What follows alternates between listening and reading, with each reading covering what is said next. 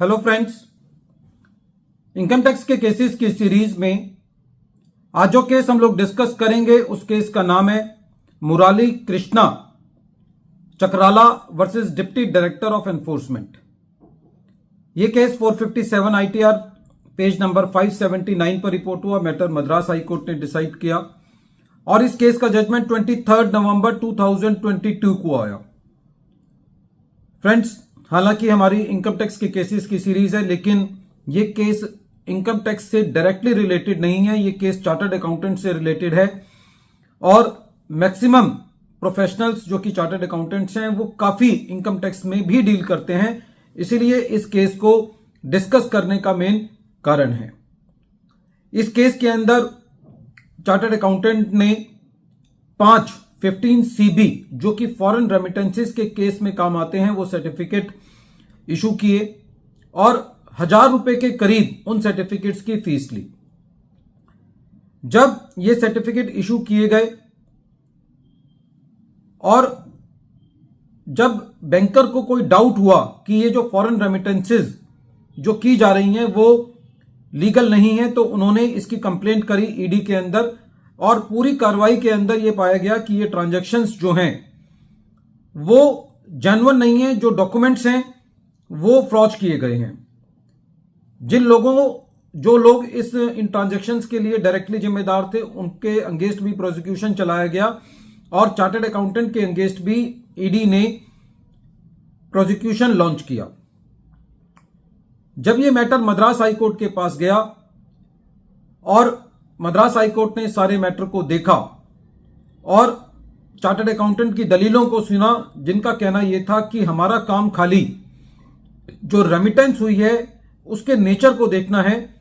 हम जो डॉक्यूमेंट्स हमारे समक्ष प्रस्तुत किए जाते हैं हम उनकी जेन्युइनिटी को चेक नहीं कर सकते,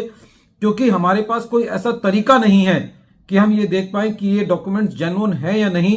यदि हमने डॉक्यूमेंट्स को देखा और ये पाया कि जो रेमिटेंस है वो फॉरेन रेमिटेंस के लिए एलिजिबल है, तो हमारी जिम्मेदारी वहां पर 15 CB को इशू करके खत्म हो जाती है। इसके उलट ईडी का ये कहना था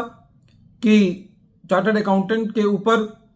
प्रोसीड्स ऑफ क्राइम में शेयर करने का एलिगेशन है और उसके ऊपर ये कार्रवाई बनती है। जब ये मैटर मद्रास हाई कोर्ट के पास गया तो मद्रास हाई कोर्ट का ये कहना था कि जिस तरीके से जब एक एडवोकेट्स टाइटल डीड्स पर अपना लीगल ओपिनियन देता है तो एक एडवोकेट उन टाइटल डीड्स की जेन्युइनिटी को चेक नहीं कर सकता और सेम एनालॉजी को यूज करते हुए एक चार्टर्ड अकाउंटेंट के केस में यह नहीं कहा जा सकता कि जब उसने 15 CB इशू किए तो यह उसकी जिम्मेदारी थी कि वो उन दस्तावेजों की जेन्युइनिटी चेक करे, क्योंकि उसके पास कोई ऐसा तरीका नहीं था जिससे वो उन डॉक्यूमेंट्स की जेन्युइनिटी को चेक कर सके कि वो डॉक्यूमेंट जेन्युइन है या नहीं है। तो इस केस के अंदर मद्रास हाई कोर्ट ने जो चार्टर्ड अकाउंटेंट के अगेंस्ट उसको मेन एक्यूज्ड बनाया गया था, उस एक्यूज्ड बनाने के अगेंस्ट फैसला किया और ये कहा कि ऐसी परिस्थिति के अंदर डिपार्टमेंट ये प्रूव नहीं कर पाया है कि जो चार्टर्ड अकाउंटेंट है उसने प्रोसीड्स ऑफ क्राइम के अंदर शेयर किया है और उसको जो मेन कल्प्रिट है उसके साथ उसको लाकर के खड़ा नहीं किया जा सकता। साथ ही साथ मद्रास हाई कोर्ट ने यह भी दिशा निर्देश दिए कि जो पूरी प्रक्रिया है उसके अंदर चार्टर्ड अकाउंटेंट उस प्रोसीडिंग्स के अंदर हॉस्टाइल नहीं बनेगा, वो उसमें कॉपरेट करेगा और वो एज ए डिपार्टमेंट के विटनेस के बतौर जो है उस